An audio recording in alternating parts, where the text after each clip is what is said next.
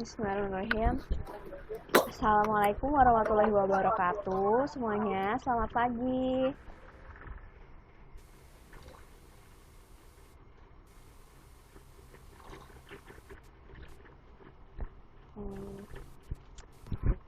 Halo.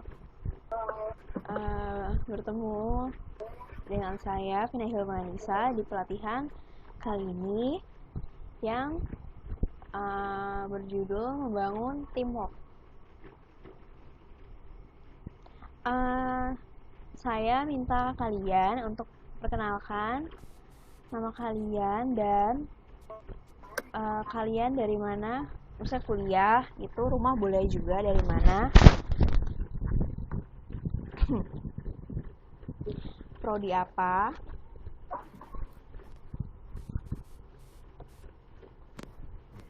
Waalaikumsalam.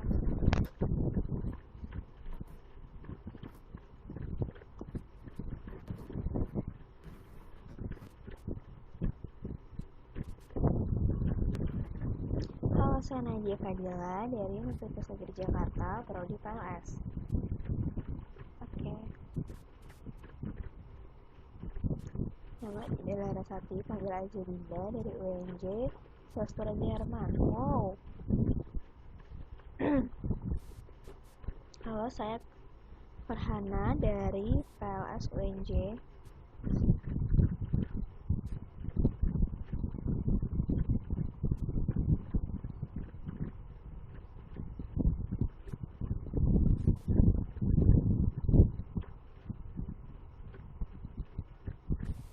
Saya Sofi dari UNJ. Oke.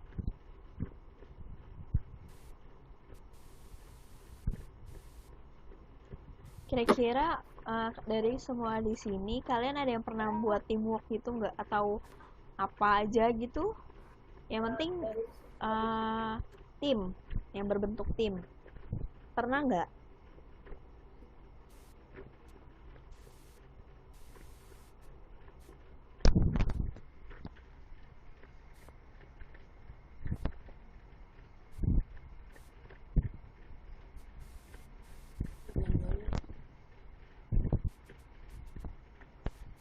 Tinggal berdua, Dinda sama Nadia.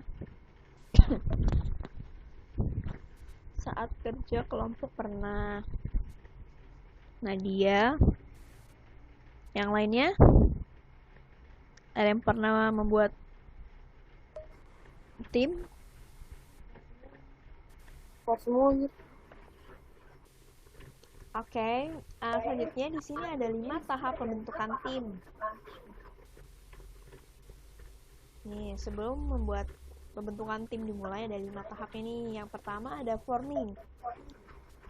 Forming itu pembentukan awal,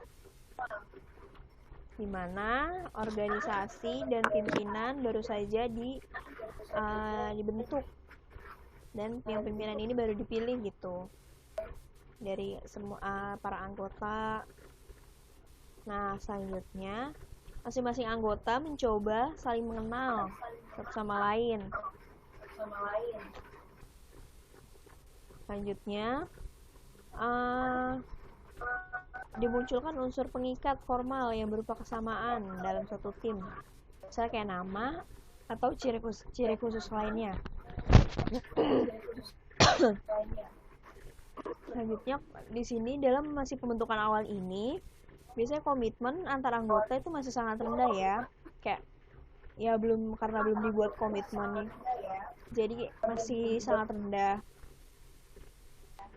Nah, terus fungsi dan tugasnya pun juga belum jelas tuh dalam baru tim ini. Biasanya pemimpin selalu memberikan penjelasan mengenal tujuan-tujuan tertentu dari pembentukan tim itu. Ada masih kurang paham belum sama forming? Halo, tes. Kedengeran nggak?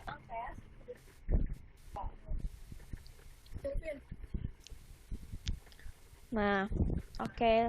Maju ya, selanjutnya tahap kedua ini tuh storming.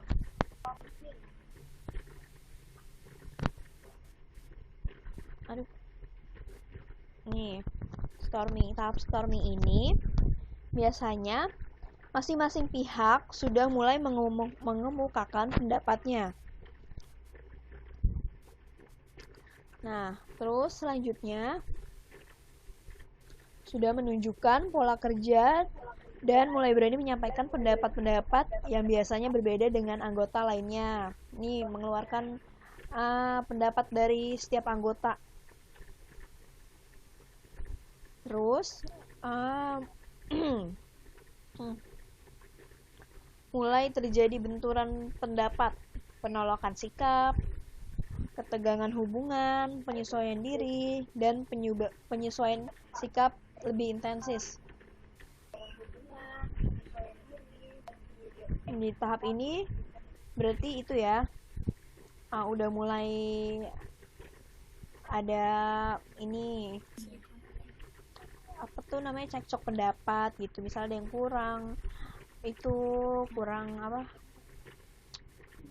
kurang terima gitu. Terus sikap juga, misalnya mungkin ada yang masih egois, atau masih ada yang individualis. Di sini udah mulai kelihatan nih di tahap storming ini. Selanjutnya itu ada masing-masing pihak juga mencari pola atau sikap komunikasi yang diperlukan oleh lingkungan intern yang dihadapinya. Ini berarti kayak pendekatan nih, mulai pendekatan lebih agak ini lagi ya, lebih dalam lagi nih di storming. Terus yang terakhir nih, kejelasan tugas mulai muncul, tetapi masih perlu ada kompromi sana-sini untuk meningkatkan kerjasama dan kemajuan. Berarti di storming ini berarti benar-benar masih banyak cekcok gitu ya. Masih banyak pendapat yang dikemukakan gitu. Paham gak di tahap kedua ini kira-kira?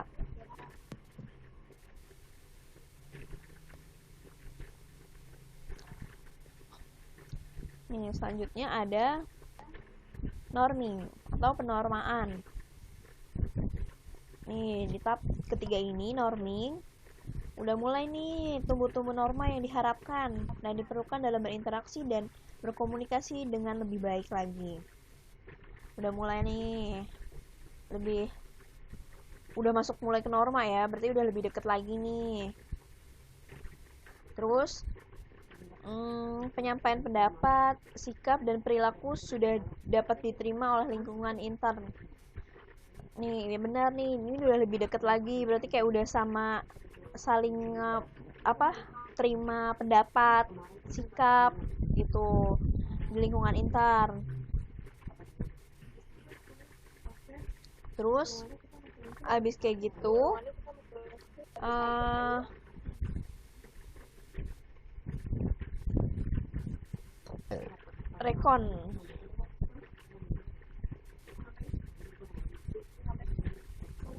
reconnecting ya.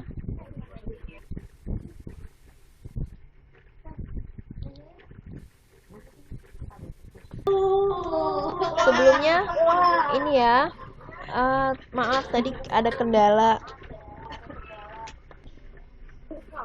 Maaf ya, ada kendala. Ini ya. Maaf ya, ada kendala sedikit.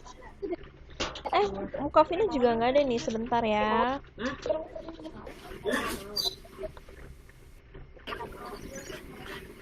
Oke. Oh iya kan mau.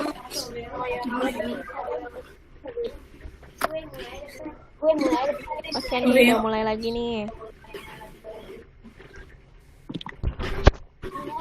Halo, tes.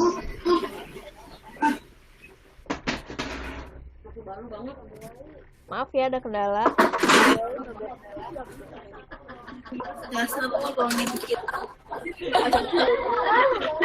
Wah, ramai sekali tuh. Lagi ini sebenarnya bareng-bareng ya.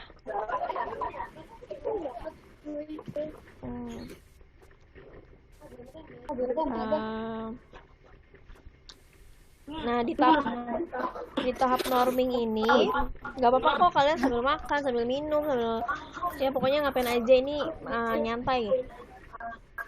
Pelatihannya sangat nyantai, tapi tetap fokus. Nah, selanjutnya di tahap forming ini tugas masing-masing anggota tim sudah makin jelas dan udah dipahami dan diterima dengan lebih baik lagi setiap anggotanya. Terus keputusan besar sudah bisa dibuat berdasarkan kesepakatan. Nah, selanjutnya yang terakhir nih, para anggota tim udah mulai mendiskusikan cara-cara dan metode kerjanya. Ini lebih naik lagi tahapnya berarti ya di norming ini. Maaf ya kak, makan. Oke, silakan sarapan, sama sarapan semuanya. Terus mana ya?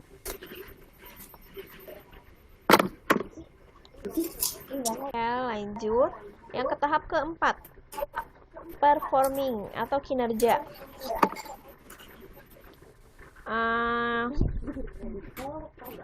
Di performing ini kerja sama tim udah terbentuk, ini udah agak matang nih di performing ini nih, cara kinerjanya gimana nih. Terus para anggota juga udah mengerti alasan mengapa hal-hal tertentu harus dilakukan. Terus masing-masing anggota tim saling berbagi visi-visi mereka secara lebih terbuka dan lebih transparan. Ini pokoknya tahap yang udah matang nih pokoknya nih di performing nih. Lalu sudah terfokus pada pencapaian suatu tujuan organisasi. Benar-benar udah fokus banget nih di performing. Oke, mungkin connecting kalian ini ya. Saya juga nih kira-kira kayaknya tinggal Nadia aja nih di sini nih yang masih bertahan. Iya, nggak apa-apa. Tiga-tiganya nih laptop yang gue pegang. Iya, oke, nggak apa-apa. Maju mundur cantik ya pesertanya. Oke, nggak apa-apa kok.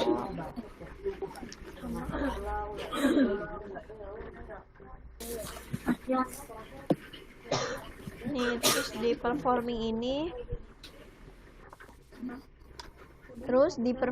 ini tapi kadang-kadang masih suka terjadi perbedaan pendapat, tapi mereka tetap konsisten, harus diselesaikan dengan baik, tidak sampai terjadi ribut gitu ya, berantem gitu. Terus abis kayak gitu saling mengingatkan anggota tim yang lain, itu udah pasti harus ya, harus saling mengingatkan, itu udah perlu banget. Aduh, siapa tuh habis makan? Kayaknya kenyang banget tuh.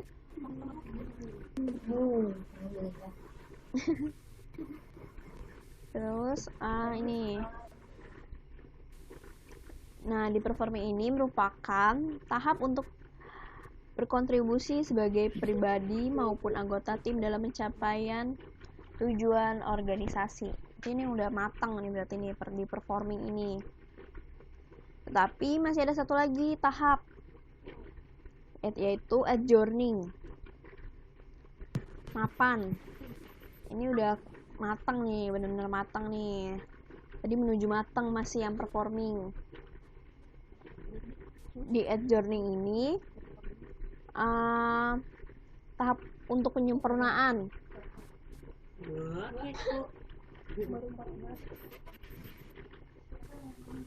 Tahap penyempurnaan nih di adjourning. Terus kerjasama diperkuat guna menunjang kemajuan, kelanjutan, serta pengembangan organisasi. Ya, benar-benar sangat matang nih. Ada kemajuan, kelanjutan, serta pengembangan organisasi ya.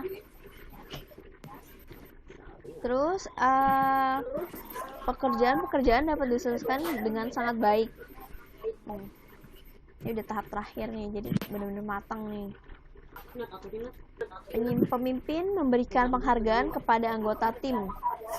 Nah, ketika berhasil, bukan menuju sih, tapi mungkin udah kelihatan berhasil gitu. Terus pemimpin udah memberikan reward, penghargaan. Udah lebih semangat lagi. Setelah itu, para anggota tim berbagi pengalaman sukses kepada teman, serta tergerak untuk melakukan benchmarking. Udah saling itu ya. Ini berarti berbagi pengalaman. Berarti ini udah jadi saling apa tuh? Iya, berbagi pengalaman pokoknya ya journey ini. Udah deh, selanjutnya ini mencari tantangan baru lainnya untuk dipecahkan secara tim baru lagi. Berarti udah berhasil nih di bagian journey. Nih, berarti kalian sebelum buat tim harus menggunakan 5 tahap ini sebaiknya. Tadi ada performing, pembentukan awal, terus ada storming, itu pendekatan.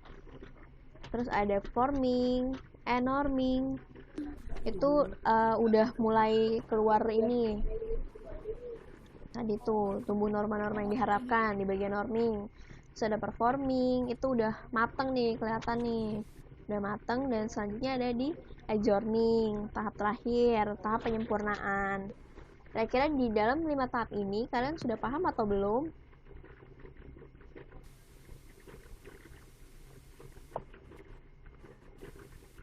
Halo?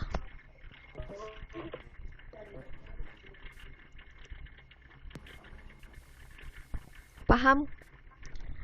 Paham? Oke. Ada yang mau tanyakan nggak kira-kira di 5 tahap pembentukan tim ini? Atau ya mau nanya apa gitu tentang tim?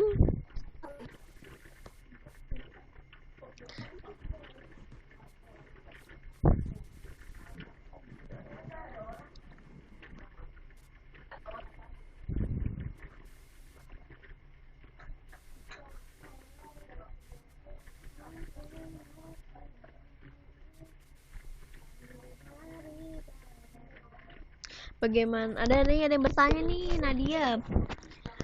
Bagaimana sih Kak cara membangun tim kerja dan teamwork yang baik? Nanti kita ada nih juga jelasin nih cara teamwork yang baik. Nah, sebelumnya itu kalian kalau bisa ini mengikuti tahap awal dulu tuh sebelum membuat tim, biar tahu satu sama lain, biar sama-sama konsisten dengan tujuan tim yang dibentuk itu seperti apa. Udah lebih kenal lagi dulu sama satu sama lainnya, harus saling terima pendapat gitu. Gitu Nadia. Iya, sama-sama. Oke, berarti ini boleh maju ya di slide selanjutnya. Oke, selanjutnya kita lihat nih ada apa.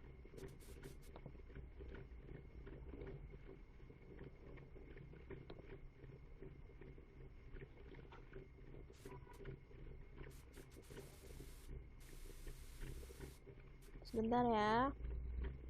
Ini agak ini nih slide-nya nih. Oke, mungkin bisa dilanjutkan. Ciri-ciri, ada ciri-ciri tim hebat nih. Apaan tuh? Tes. Halo, suara saya masih kedengeran gak kira-kira? Reconnect lagi ya? Iya, sama nih Vina juga.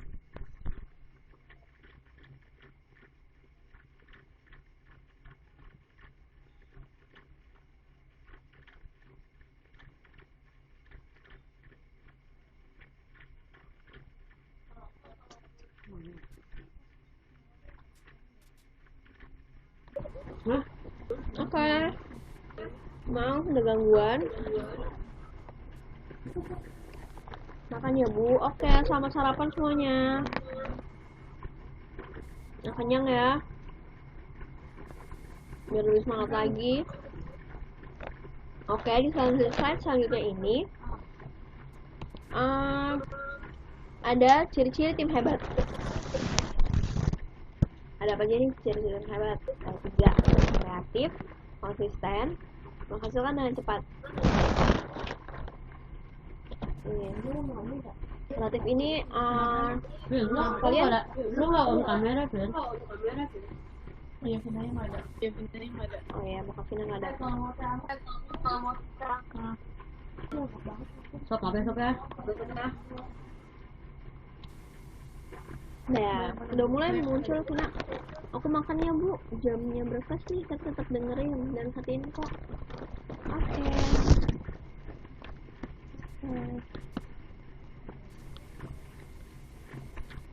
Dari kemarin belum makan. Oke, biar nggak sakit.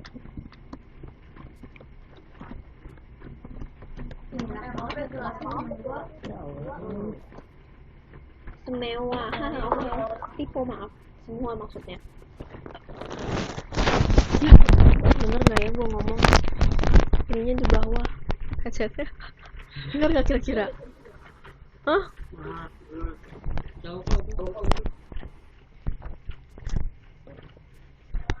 Izin ya Kak sambil sarapan. Iya, Salma. Nih, terus selanjutnya habis kreatif ada konsisten. Nah, tadi udah dijelasin tuh di 5 tahap tadi.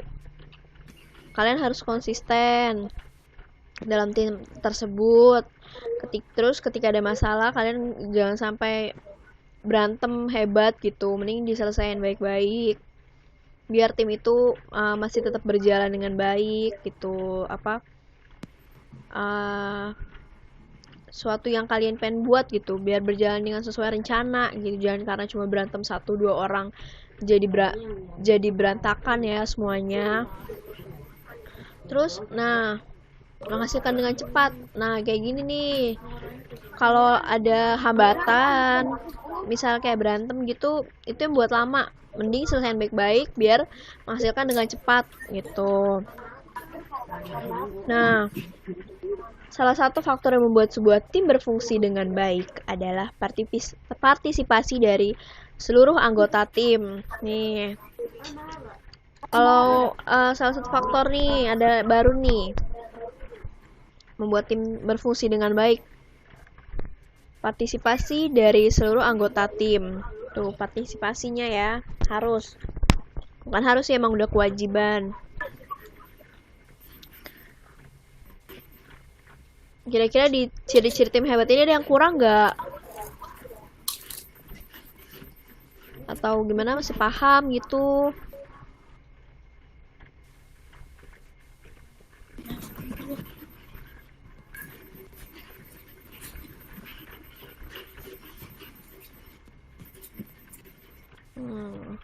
Kerjasama, ya betul.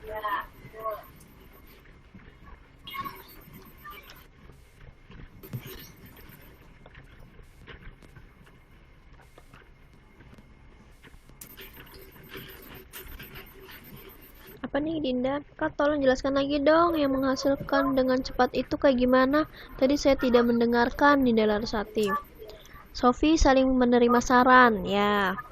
Nih Dinda, menghasilkan cepat itu gini loh, maksudnya kalau misalnya ada hambatan gitu kan bikin pekerjaan jadi lama.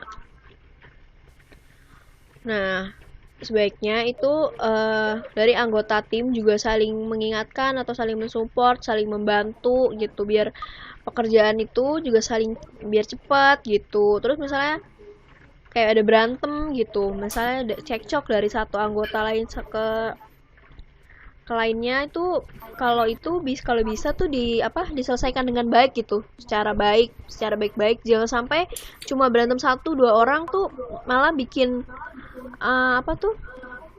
tadi rencana itu jadi berantakan gitu, malah jadi berhenti di tengah jalan gitu aja. Mending diselesaikan dengan baik gitu biar masih tetap lancar dan menghasilkan dengan cepat, biar cepat. Gimana Dinda kira-kira? Masih ada yang kurang? Saya juga boleh ya makan, boleh nggak kira-kira?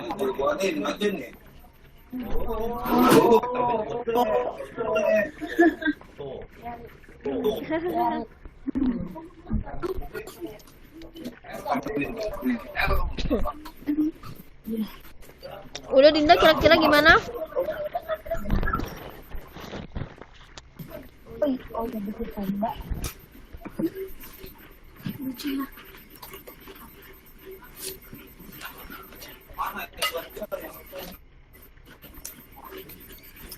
Oh begitu ya Kak, saya sudah mengerti. Oke. Maju aja ya, berarti ke slide selanjutnya. Ada peran-peran fungsi anggota tim yang efektif. Nah,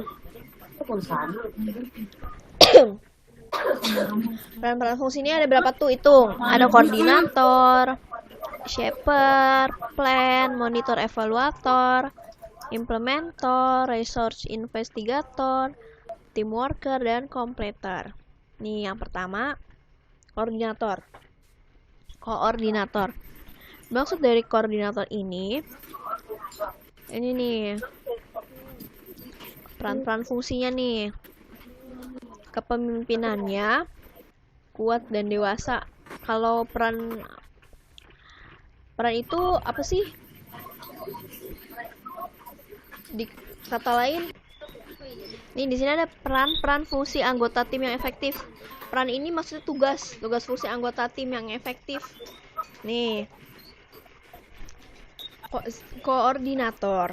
Nah, biasanya di koordinator ini pemimpinnya kuat dan dewasa, mampu menentukan arah dengan jelas, tegas dalam mengambil keputusan, memiliki rasa percaya diri yang tinggi, terbuka untuk menerima masukan nih di koordinator, memiliki kemampuan komunikasi, konsisten, dan delegator yang baik. Nih, kalau menjadi koordinator begini nih tipe-tipenya nih, peran-peran tugasnya nih. Biasanya itu orangnya kuat dan dewasa, tadi menentukan arah dengan jelas. Selanjutnya ada shaper, si pendorong. Nih, si pendorong ini suka akan tantangan dan dinamis. Terus memiliki keteguhan hati untuk menyelesaikan hambatan. Memiliki keteguhan hati. Terus ada tapi sering dianggap kurang mempertimbangkan perasaan orang. Kurang dari si shaper ini nih. Terus berpikir secara garis besar atau pokok-pokoknya saja. Dan gak suka yang terlalu rinci. Nih di si pendorong ini nih, shaper. Selanjutnya ada peran fungsi anggota tim yang efektif, plan, cerdas. Misalnya peran ini nih kreatif dan imajinatif, intelektualitasnya tinggi, daya analisisnya tinggi, bisa dan mampu untuk menyelesaikan masalah yang sulit. Nih di plan nih, cerdas. Selanjutnya ada monitor evaluator, si pengkaji.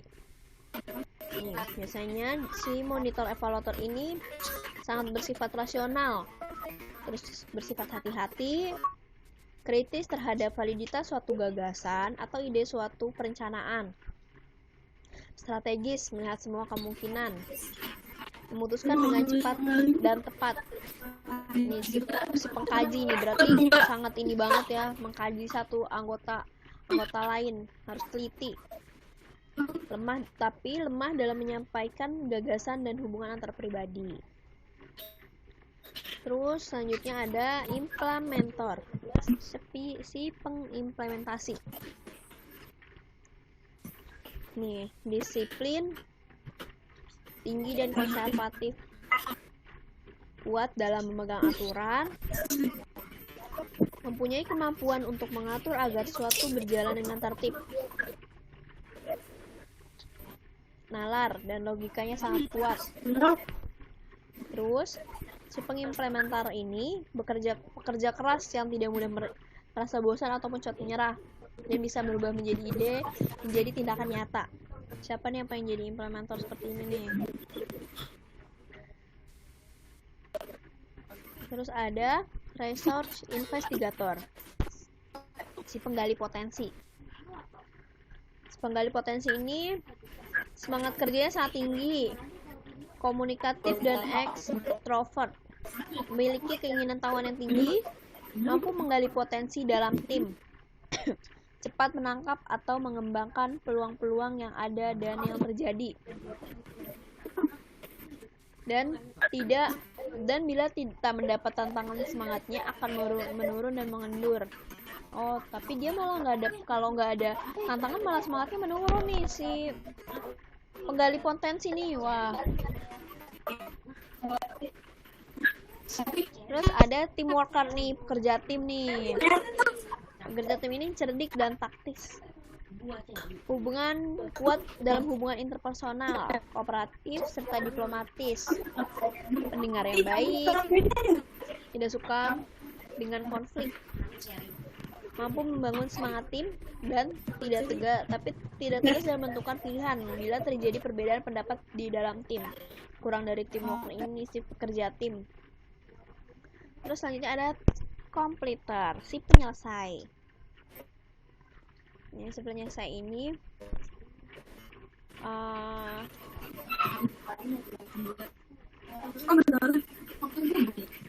serius dan hati-hati dalam pekerjaan, lebih melihat pada hal-hal rinci, menemukan kesalahan dan kelalaian, sangat kaku dalam hal menjaga ketepatan jadwal dalam tugas-tugas, menyelesaikan pekerjaan tepat waktu, tidak berani mengambil resiko tinggi, tapi dia kurangnya suka ragu dalam mengambil keputusan. Nah, ini peran-peran fungsi anggota tim yang efektif. Bisa dilanjut? Masih semangat semuanya? Coba unjukin makanannya.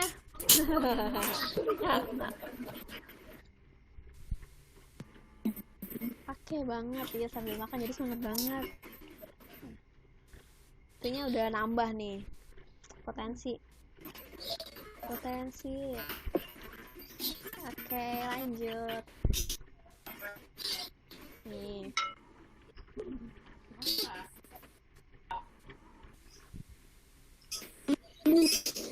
Ada kemampuan yang harus dimiliki setiap anggota tim. Nih, kemampuan yang harus dimiliki setiap anggota tim nih.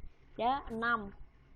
Kemampuan mendengarkan. Maksud dari kemampuan mendengarkan ini, kalian harus bisa mendengarkan atau bisa menerima pendapat atau menerima masukan, atau misal kayak dia curhat atau apa, kalian harus mendengarkan dengan baik atau menerima yang ia cerita atau yang ia tanggapin, yang atau ia mengeluarkan pendapat tuh. Kalian harus mendengarkan dulu nih pertama.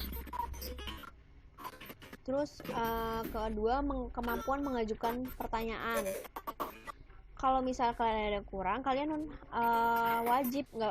wajib dan ya perlu mengajukan pertanyaan gitu, jangan diem aja juga gitu. Itu juga buat menambah masukan tim, bisa kan tim kalian. Terus selanjutnya ada kemampuan meyakinkan. Misalnya teman kalian ada yang ragu nih, misalnya kayak ada yang kurang nih gue atau ada yang apa, kalian harus yakinin mereka tuh kalau ya pasti bisa gitu. Terus memiliki rasa hormat. Nah, karena setiap anggota juga harus memiliki rasa hormat ya, apalagi terhadap sama pemimpin gitu, sama ketua, kan harus banget tuh punya rasa hormat. Karena kalau nggak punya rasa hormat, ya gimana, susah kalian. Berarti nggak punya norma dong kalau nggak punya rasa hormat. Terus selanjutnya keinginan menolong nih, kan juga harus punya keinginan menolong sesama anggota tim.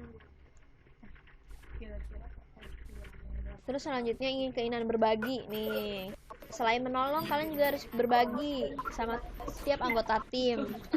Misalnya kayak punya makanan, satu bagi-bagi gitu. Terus ide gitu, berbagi biar dipecahkannya juga bareng-bareng.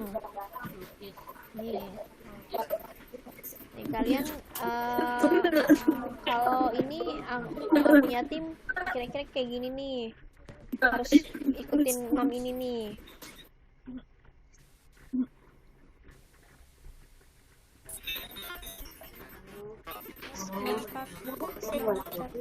Oke. Nah, selanjutnya ada apa nih di slide selanjutnya? Struktur hubungan antar kelompok. Nah, di struktur ini ada 3. Struktur kompetitif, individual, dan kooperatif. Struktur kompetitif ini saling berkompetisi untuk menjadi yang terbaik. Wah. Terus struktur individual, setiap anggota kelompok berusaha mencapai target, tetapi masing-masing bekerja secara independen. Nih, walaupun struktur individual ini, kalian tetap harus konsisten sama pekerjaan kalian. Kalau kalian itu tim, jadi harus bersama-sama. Walaupun kalian punya pekerjaan, dikasih pekerjaan satu-satu, tapi harus konsisten kalau kalian itu sebuah tim. Ada lagi yang gede-gede gitu. Terus struktur kooperatif, anggota kelompok berusaha mencapai target dengan menggabungkan usaha mereka. Struktur kooperatif ini anggota kelompok bisa mencapai target dengan menggabungkan usaha mereka. Ya, kayak ini nih namanya tim. Namanya tim harus ini nih menggabungkan, jangan individual kayak tadi. Walaupun individual tapi kan kalian itu namanya tim worker, jadi satu gitu, satu tim harus sama-sama. Selanjutnya ada prinsip-prinsip berinteraksi. Nih prinsip-prinsip berinteraksi nih, ada tantangan. Apa tuh di dalam tim ini pasti kalian berinteraksi satu sama lainnya nih. Setiap anggota itu pasti berinteraksi nih. Prinsip-prinsip berinteraksi tuh kayak apa gitu ya. Pasti semua juga sering banget berinteraksi dong, ya kan? Sering gak kira-kira berinteraksi sama siapapun gitu?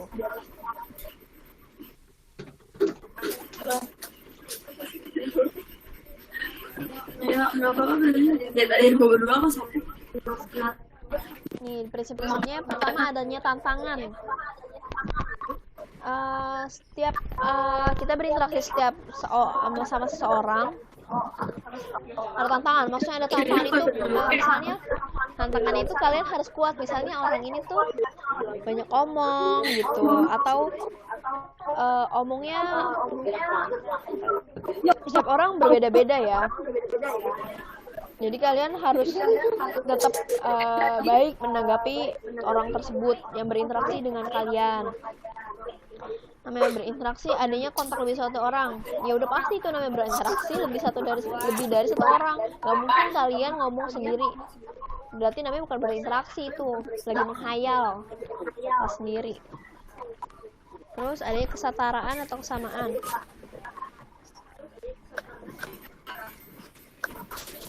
Kalian harus nyaman dengan sama seorang yang berinteraksi juga. Kelihatan sama orang yang nyaman sama yang enggak gitu. Selanjutnya ada prinsip adanya komunikasi antar pihak-pihak yang berinteraksi. Namanya lebih dari satu orang pasti banyak. Komunikasi antar pihak-pihak yang berinteraksi, komunikasi satu ke yang lain, terus ngobrol gitu jadinya. Kalau udah ngobrol pasti berinteraksi tuh. Nggak cuma berdua.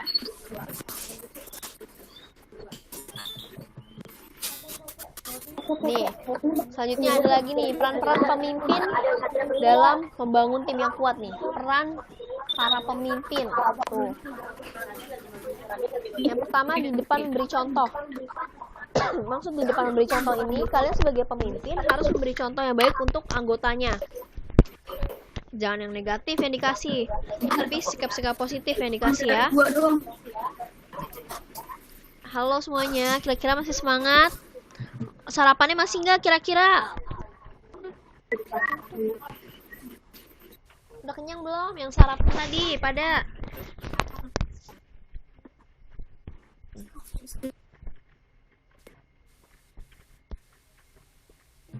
Saya halo dulu ya, sapa. Semangat, masih semangat dong. Tapi kira-kira nanya nih, kalian udah mandi belum? Ayo, yang mandi belum? Habis makan jadi sakit perut kak. Wah, itu penyakit pagi tuh. Nadia, Fadila belum mandi. Belum, Dina juga belum mandi. Nggak apa-apa, sehat. Makan dulu terus baru mandi.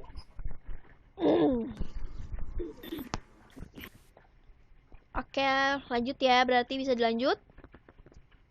Aku udah mandi. Wah, Salma Sucirani dong nih kayaknya udah mandi nih.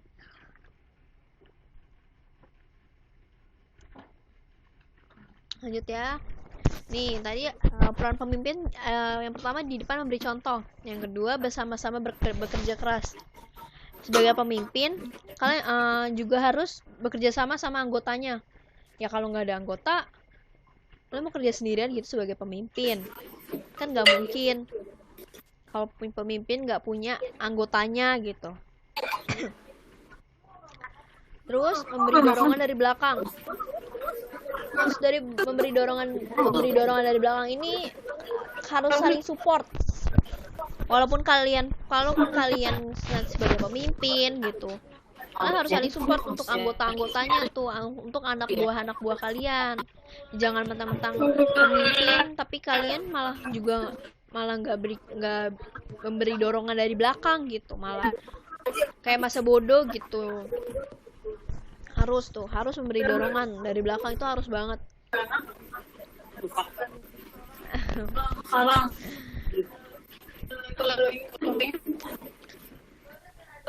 Oke, lanjut. Nih, ada kaidah-kaidah pokok dalam berinteraksi nih. Ada berapa tuh? 1, 2, 3, 4, 5. Ada 5 kaidah pokok dalam berinteraksi.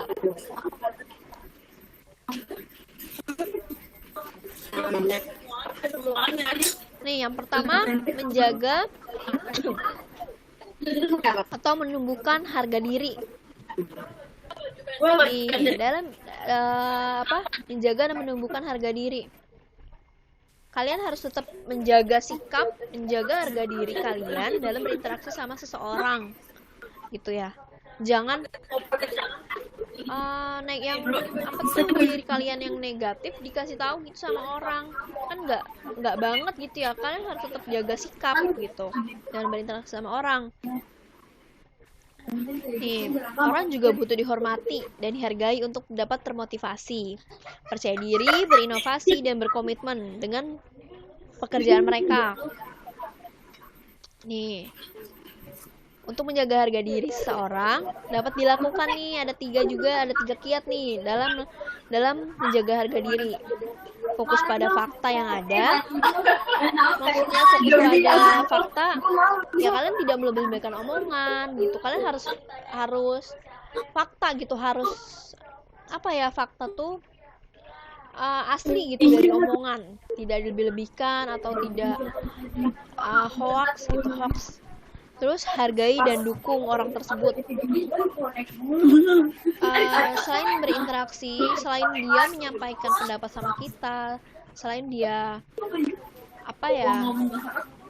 ini kita tuh juga harus hargai gitu. Misalnya kayak dia curhat kita harus hargai dan dukung. Jangan malah bikin dia terperosot jadi ke bawah gitu. Misalnya kayak malah drop gitu. Kita harus semangatin dia. Terus jelaskan maksud dengan baik. Misalnya kita feedbacknya baik gitu. Jangan yang aneh-aneh kita kasih ke dia juga. Terus selanjutnya ada mendorong keterlibatan. Maksud dari mendorong keterlibatan ini, Sebagai tim harus perlu mendorong keterlibatan tuh dalam tim. Yang pertama mengajak dan mempersuasi. Yang kedua menggali gagasan dan dengan mengajukan pertanyaan-pertanyaan yang memancing. Kalian harus saling menyampaikan pendapat sesama teman. Menghargai setiap pendapat anggota tim itu udah pasti tuh. Kalian harus menghargai. Walaupun kalian gak suka, kalian bisa ngomong baik-baik. Jangan bikin dia sakit hati gitu. Terus mendorong tanggung jawab para anggota tim dengan ikutsertakan mereka. Bisa mendorong ini tanggung jawab para anggota tim. Kalian pasti udah punya tanggung jawab masing-masing. Nah, kalian tuh harus saling mendorong. Oke,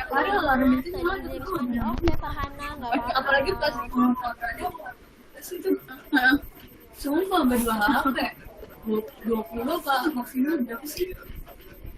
Dan itu waktunya itu menit itu tetap aja ya. Terus habis kayak gitu nih mendorong tanggung jawab tadi tuh. Kalian harus saling mensupport walaupun beda peran, beda tugas. Kalian harus saling support. Terus ada berempati. Itu udah pasti banget kalau lagi berinteraksi kalian harus mempunyai rasa empati yang besar. Atau misalnya di dalam tim nih, misalnya biasanya tuh ada ya seorang pemimpin pernah mengalami situasi yang melibatkan suasana emosi anak buah gitu. Pasti ada, nggak mungkin nggak ada ya. Seperti suasana berhasil ataupun kegagalan. Tapi dalam kalian ketika emosi itu kalian harus mengendalikan situasi seperti ini, perlu menggunakan rasa empati. Nih misalnya kayak meredamkan emosi-emosi yang negatif. Misalnya kalau dia emosi berat tuh mengeluarkan kata-kata kotor negatif, harus meredamkan gitu, sabar pak, atau jangan seperti itu, atau tenangin dulu pak gitu. Yang kedua ada memanfaatkan emosi-emosi yang positif. Terus yang ketiga menanggapi dengan baik fakta dan perasaan. Kayak tadi ya, ini lagi-lagi menanggapi dengan baik dengan perasaan nih. Itu udah pasti soalnya. Mengembangkan kesetaraan dan keadilan. Walaupun kalian juga sebagai pemimpin, kalian nggak boleh sombong gitu. Kalian itu juga manusia, bawahan kalian itu juga manusia. Kalian nggak boleh meninggikan diri kalian sebagai pemimpin. Lo bawahan gue atau ini gitu. Malah yang ada pemimpin itu nggak bakal dihargain sama bawahan kalian. Terus selanjutnya ada berbagi pemikiran. Nih, berbagi pemikiran dalam berinteraksi. Nih, di dalam berbagi pemikiran ada 4 cara terbaik untuk membangun kepercayaan. Yang harus ingat nih, membuka diri dengan apa yang dalam pikiran kita. Berbagi pemikiran nih. Yang pertama, menyampaikan perasaan dan pandangan dengan cara dan keadaan yang sesuai dan tepat. Menyampaikan perasaan, kalian harus tetap fokus, bukan fokus, harus kontrol dalam menyampaikan perasaan. Terus menjelaskan alasan dibalik keputusan yang Anda ambil atau gagasan perubahan yang Anda lakukan. Nih, sebelum kalian bertindak, kalian harus pikirin dulu efeknya apa gitu, nanti akibatnya apa gitu. Kalian harus ini dan harus harus mempunyai alasan yang akurat untuk mengubah atau gagasan yang Anda lakukan itu. Terus memastikan gagasan pendapat beserta pengalaman dengan melengkapi, bukan menggantikan gagasan yang sudah ada. Terus keempat, jujur menceritakan perasaan yang sebenarnya untuk membangun kepercayaan tulus. Nah, kalian jujur aja apa adanya gitu. Misalnya kayak kalian mengalami kesulitan apa gitu, pasti teman-teman di sekitar kalian itu pasti membantu. Nah, yang terakhir nih, memberi dukungan.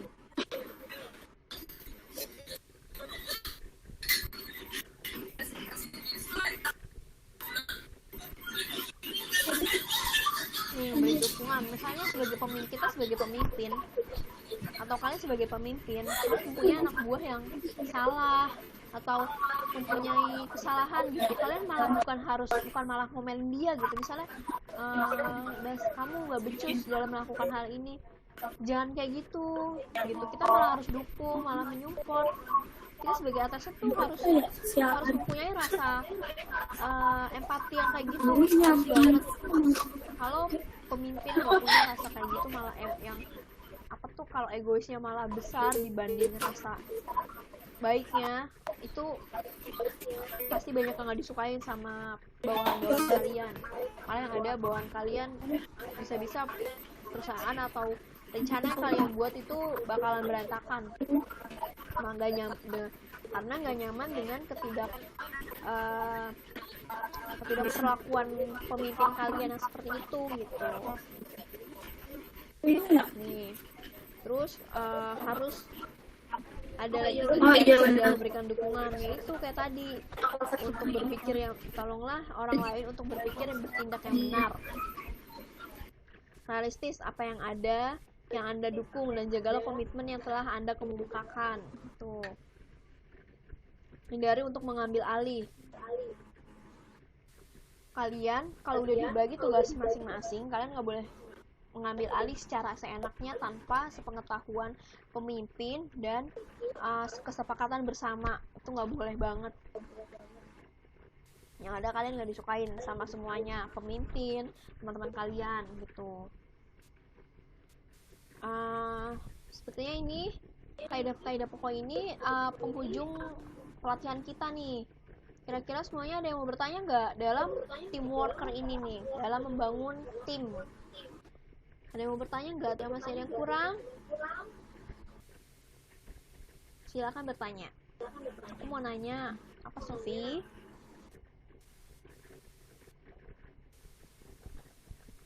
Kira-kira berapa kenyang nih? Tinggal mandi ya berarti ya. Sangat jelas Kak, makasih. Belum apa nih Farhana nih? Belum kenyang. Oh masih makan. Alhamdulillah kenyang. Kalian belum kenyang, nambah berarti kalau belum kenyang.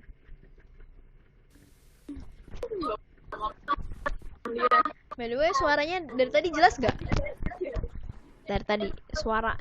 Gimana Kak Sofi nih, pertanyaan Sofi. Bagaimana kalau dalam teamwork ada anggota yang sebelum kerja sama kita udah ada masalah sama dia? Itu pertanyaan Sofi.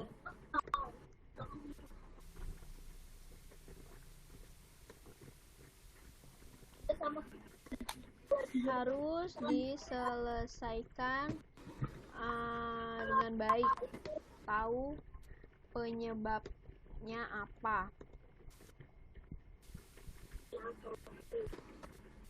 Jangan terpancing emosi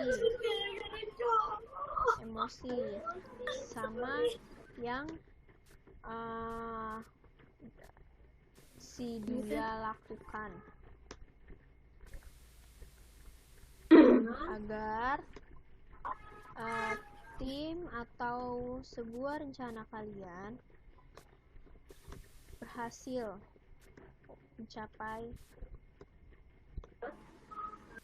mencapai tujuan. Jelas. Apa sih yang harus dilakukan gara-gara cowok?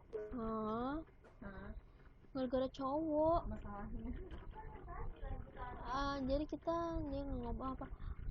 Jadi kan membuat kita sama dia nggak ngomong atau sebagainya. Apa sih yang harus dilakukan? Oh itu gara-gara cowok. Tapi beda lagi nih pertanyaan ini. Jadi kan kita sama dia nggak ngomong atau sebagainya. Oh jadi malas gitu ya? Jadi kayak udah segen, males, kayak udah males gitu buat negor dia. Jangan kayak gitu sih sebenarnya. Kita harus tetap bilangin baik-baik. Kalau nggak bisa dibilangin baik-baik, kasih sanksi atau apa tuh, bukan ancaman sih, apa ya, apa, iya kalau lu nggak bisa banget dibilangin gitu ya, peringatan. Jadi harus menyampingkan ego ya. Iya Farhana, itu sudah sangat pasti harus banget disampingkan sifat ego kita.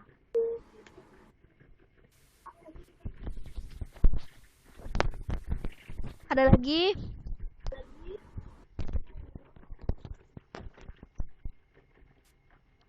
Ada lagi yang mau bertanya?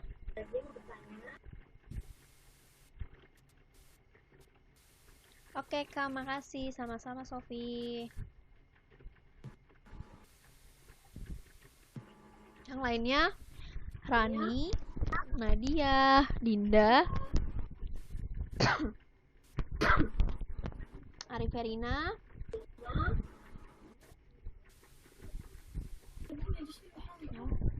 nyaut nat. Oke, makasih, nggak tahu cukup.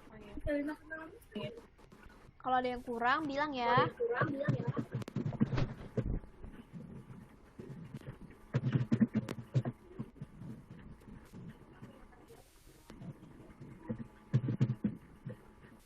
Oke Nadia, makasih. Sangat bermanfaat, jelas materinya.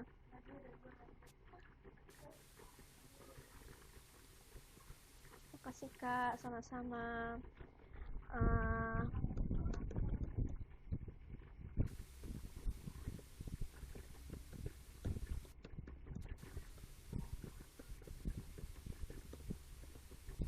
Sama kalian karena sudah berpartisipasi dalam mengikuti pembelajaran ini. Sebelumnya aku pribadi juga bilang makasih sama kalian karena udah berpartisipasi untuk mengikuti pembelajaran ini, pelatihan ini ya. Semoga sangat bermanfaat untuk kalian semua. Sebelumnya minta maaf kalau tadi penyampaiannya masih ada yang belum jelas atau kurang jelas gitu ya. Mohon dimaafkan. Oke. Semangat untuk kalian semua. Kurang lebihnya mohon maaf. Wassalamualaikum warahmatullahi wabarakatuh. Dadah.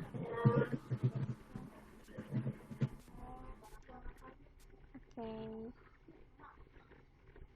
X ya? Ya, Sofi. Nadia.